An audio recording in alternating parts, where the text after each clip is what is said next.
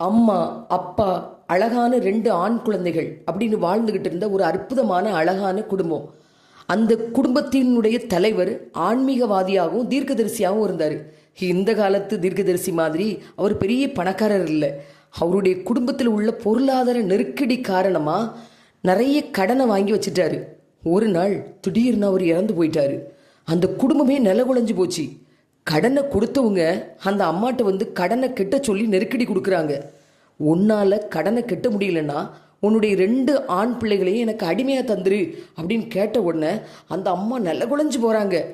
குடும்பத்தை தூணா நின்று காப்பாற்றின குடும்ப தலைவர் இல்லை, இன்னும் குடும்ப பாரத்தை சுமக்கிற அளவுக்கு பக்குவமோ வயசுக்கோ வராத 2 ஆண் பிள்ளைகள்.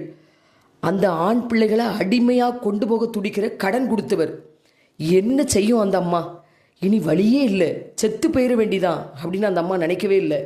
வாழணும், என் பிள்ளைகளை வாழ வைக்கணும், அந்த கடனை அடைக்கணும், அதுக்கு என்ன வழி அப்படின்னு யோசிச்சாங்க.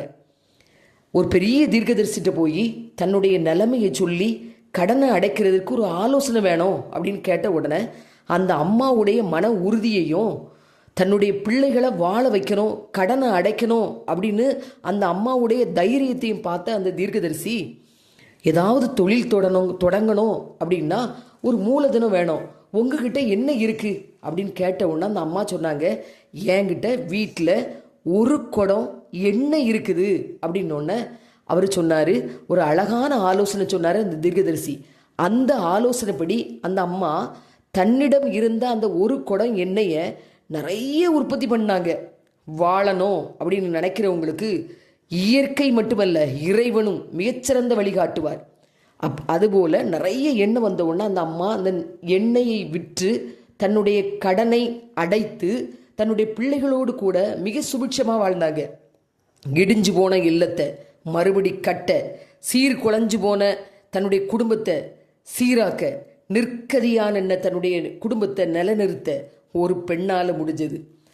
ஒரு நாட்டின் முன்னேற்றம் அல்லது ஒரு வீட்டின் முன்னேற்றம் என்பது அந்த வீட்டில் உள்ள அல்லது அந்த நாட்டில் உள்ள பெண்களின் நிலையை பொறுத்தே அமைகிறதுங்கிறாரு கார்ல் மார்க்ஸ். இதை தான் வேத ஞானி புத்தியுள்ள ஸ்திரீ தன் வீட்டை கட்டுகிறாள் அப்படின்னு சொல்றாரு. தன்னுடைய இல்லத்தை இனிமையாக்கும் அனைத்து பெண்களுக்கும் மகளிர் தின நல்வாழ்த்துக்கள்.